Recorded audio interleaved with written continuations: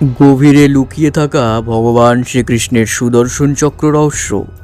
সমুদ্রের কয়েকশো ফুট নিচে ডুবে থাকা শ্রীকৃষ্ণের দ্বারকা নগরীর গভীরে লুকিয়ে আছে এক অদ্ভুত পাথরের বাক্স। অনেকে বিশ্বাস করেন সেই বাক্সের ভিতরে রয়েছে ব্রহ্মাণ্ডের সবচেয়ে শক্তিশালী অস্ত্র, যাকে আমরা চিনি সুদর্শন চক্র নামে।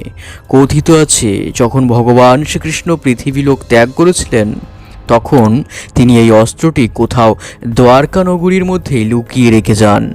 আজ সেই দ্বারকা সমুদ্রের তলায় চাপা পড়ে গেছে, আর হয়তো সেই চক্র লুকিয়ে আছে তারই ধ্বংসাবশেষের মধ্যে। এক বিশাল সভা, হাজার হাজার রাজা উপস্থিত। সভায় গর্জে উঠছে শিশুপালের কণ্ঠ, গালিগালাজ, অপমান আর চিৎকারে ভরে উঠছে পুরো রাজসভা। সব কিছু শুনেও ভগবান শ্রীকৃষ্ণ শুধু শান্তভাবে হাসছিলেন। তিনি ৯৯টি ভুল পর্যন্ত সম্পূর্ণ নীরব ছিলেন, কিচ্ছু বলেননি। কিন্তু যখন শিশুপাল তার ১০০তম অপমান করল, তখন ভগবান শ্রীকৃষ্ণ ধীরে ধীরে মাথা তুললেন এবং বলেছিলেন, এবার যথেষ্ট হয়েছে। হঠাৎই সবার মধ্যে এক তীব্র আলো জ্বলে উঠল। একটি উজ্জ্বল ঘূর্ণায়মান চক্র বজ্রগতিতে শিশুপালের দিকে ছুটে গেল। একটি ক্ষীণ শব্দ শোনা গেল, আর পরের মুহূর্তেই শিশুপালের মাথা আর দেহ থেকে বিচ্ছিন্ন হয়ে মাটিতে পড়ে গেল। এটাই ছিল সুদর্শন চক্র। সুদর্শন চক্র এমন এক অস্ত্র ছিল যা ভগবান শ্রীকৃষ্ণের ইচ্ছা অনুযায়ী কাজ করত, কোনো ভুল করত না, কখনো থামতো না। এত শক্তিশালী ছিল যে যদি শ্রীকৃষ্ণ চাইতেন, তাহলে মহাভারতের সময় একাই এই চক্র দিয়ে পুরো কৌরব সেনাকে ধ্বংস করে দিতে পারতেন। কিন্তু তা তিনি করেননি, কারণ তার পিছনে ছিল এক গভীর কারণ। সুদর্শন চক্র ছিল ব্রহ্মাণ্ডের সবচেয়ে রহস্যময় এবং ধ্বংসাত্মক অস্ত্রগুলোর মধ্যে একটি। আজও অনেক প্রশ্নের উত্তর অজানা। এই অস্ত্র কৃষ্ণের কাছে এলো কিভাবে, এটা তৈরি হলো কিভাবে, এবং এত শক্তিশালী কেন? আর সবচেয়ে বড় প্রশ্ন, এটা কি এখনও সমুদ্রের নিচে ডুবে থাকা দ্বারকা নগরীর কোথাও লুকিয়ে আছে? আজকের এই ভিডিওতে আমরা এই সব রহস্যের উত্তর জানার চেষ্টা করব। খ্রিস্টপূর্ব ৩২২৮ সালের কাছাকাছি সময় মথুরার আকাশ লাল হয়ে উঠেছিল। যুদ্ধের আশঙ্কা, ভয়ের বাতাস, আর এক অত্যাচারী রাজা কংস। যাদব বংশের এই নিষ্ঠুর রাজা এক ভবিষ্যৎবাণীর ভয়ে নিজের বোন দেবকী এবং তাঁর স্বামী বসুদেবকে বন্দি করে রাখে। কারণ আকাশবাণীতে বলা হয়েছিল দেবকীর সন্তানই হবে কংসের মৃত্যুর কারণ। সেই ভয়ে কংস একে একে দেবকীর সব সন্তানকে হত্যা করতে শুরু করে। কিন্তু যখন কৃষ্ণের জন্ম হলো, সেই রাতেই এক অলৌকিক ঘটনা ঘটেছিল।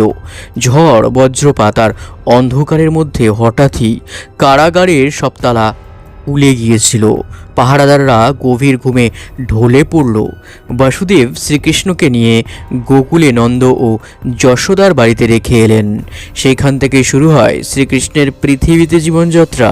তার প্রতিটি মুহূর্ত ছিল ধর্ম প্রতিষ্ঠার জন্য উৎসর্গ করা।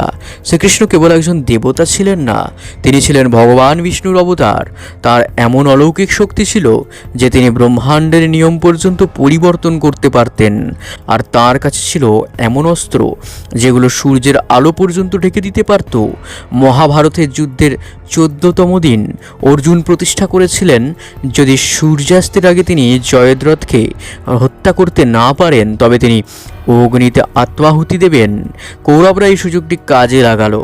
তারা জয়দ্রথ থেকে লুকিয়ে রাখলো এবং সূর্যাস্ত পর্যন্ত তাকে রক্ষা করলো। সূর্য ডুবে গেল, আকাশ অন্ধকার হয়ে গেল, অর্জুন ভেঙে পড়লেন।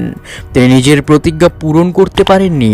তিনি আগুনে ঝাঁপ দেওয়ার জন্য প্রস্তুত হয়ে গেলেন। তাই ঠিক তখনই হঠাৎই আকাশে আবার সূর্যের আলো দেখা গেল। সূর্য যেন আবার উঠে এসেছে। এটা ছিল সুদর্শন চক্রের কৌশল। শ্রীকৃষ্ণ সেই চক্র দিয়ে সূর্যকে কিছু সময়ের জন্য ঢেকে দিয়েছিলেন। জয়দ্রথ ভাবল সূর্যাস্ত হয়ে গেছে এবং সে লুকিয়ে থাকা স্থান থেকে বেরিয়ে এসেছিল। ঠিক সেই মুহূর্তে অর্জুন তাকে হত্যা করেছিল। ঋগ্বেদের সুদর্শন চক্রকে বলা হয়েছে হুইল অফ টাইম বা সময়ের চাকা। এটা শুধু একটি অস্ত্র নয়, এটা যে শ্রী বিষ্ণুর শরীরেরই একটি অংশ, যার ওপর একটি চালানো হয় তার শেষ নিশ্চিত। সে যেখানেই পালাক না কেন, কোনো সময়ে বা কোনো ব্রহ্মাণ্ডে সুদর্শন চক্র তাকে ঠিকই খুঁজে নেয়। সুদর্শন চক্রের উৎপত্তি কিভাবে হলো? হিন্দু শাস্ত্রে এই উৎপত্তি নিয়ে দুইটি প্রধান কাহিনী রয়েছে। প্রথম কাহিনীটি হলো বিষ্ণু পুরাণে। বিশ্বকর্মা দেবতা সূর্যের তীব্র তাপ কমানোর জন্য সূর্যকে ঘষে পালিশ করেছিলেন।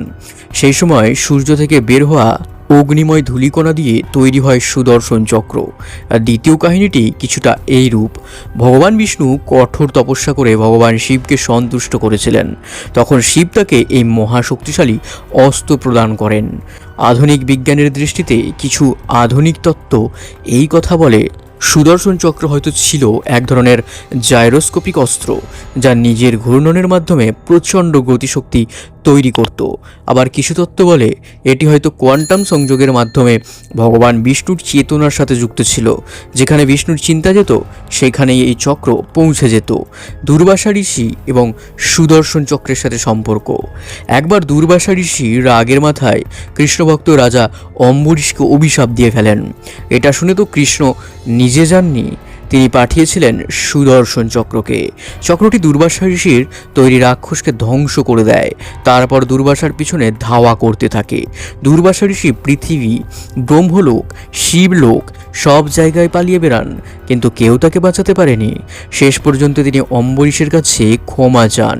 তখনই সুদর্শন চক্র থেমে যায় বা শান্ত হয়েছিল। এইখানেই আসে সবচেয়ে বড় রহস্য। কিছু শাস্ত্র বলে যখন শ্রীকৃষ্ণ পৃথিবী ত্যাগ করেন, তখন সুদর্শন চক্র তার সাথে বৈকুণ্ঠে চলে যায়। কিন্তু অন্য এক তত্ত্ব বলছে এই কাহিনী মানুষকে দূরে রাখার জন্য বলা হয়েছিল। হয়তো এই অস্ত্র এখনও কোথাও দ্বারকা নগরীর ধ্বংসাবশেষের মধ্যে লুকিয়ে আছে। হিন্দু শাস্ত্রে আরও কয়েকটি ভয়ঙ্কর অস্ত্রের উল্লেখ রয়েছে, যেমন ব্রহ্মাস্ত্র। এটি একবার চালানো হলে শুধু ধ্বংস আর ছাই রেখে যায়। তারপরে রয়েছে পশুপাতাস্ত্র, ভগবান শিবের সবচেয়ে ভয়ঙ্কর অস্ত্র। এটি নাকি সময় এবং মহাকাশের নিয়ম পর্যন্ত ভেঙে দিতে পারে। কৃষ্ণের মানবিক দিক, আমরা যাকে সবসময় হাসি মুখে দেখি, তার জীবন ছিল অসীম কষ্টে ভরা। তিনি জন্মের পরেই মা বাবা থেকে বিচ্ছিন্ন হন, তার ভাইদের হত্যা করা হয়, শৈশব কেটেছে দানবদের সঙ্গে যুদ্ধ করে।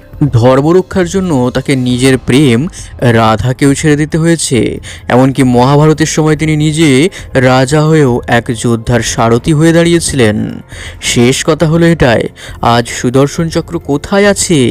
দ্বারকা নগরীতে নাকি অন্য কোনো জগতে, তা আমরা কেউই জানি না বন্ধুরা। কিন্তু এটা নিশ্চিত, ভগবান শ্রীকৃষ্ণের পথ নির্দেশ আজও তার ভক্তদের সাথেই থাকবে, তাই না? তিনি আজও ধর্মের পথে চলা মানুষদের সারথি। আপনার এই বিষয়ে কি মতামত তা কিন্তু নিচে কমেন্টে অবশ্যই জানাবেন। এই ভিডিওটি আপনার কেমন লাগলো তাও জানাবেন। ভিডিওটি যদি ভালো লেগে থাকে তাহলে অবশ্যই লাইক করুন এবং শেয়ার করুন সবার জানার জন্য, সনাতনের লীলা কথা প্রচার করার জন্য। কারণ পৃথিবীর জন্য যেটা রহস্য, আমাদের জন্য সেটা ইতিহাস। সবাই বলুন জয় শ্রীকৃষ্ণ। যারা এই চ্যানেলে নতুন বা যারা এখনও চ্যানেলটি সাবস্ক্রাইব করেননি, তারা এখনই সনাতন রহস্য বাংলা ইউটিউব চ্যানেলটি সাবস্ক্রাইব করে রাখুন আরও সব নতুন নতুন ভিডিও সব থেকে আগে পেতে। তো দেখা হচ্ছে পরের ভিডিওতে। সবাই ভালো থাকবেন। এই ভিডিওটি শেষ পর্যন্ত দেখার জন্য হৃদয় থেকে ধন্যবাদ।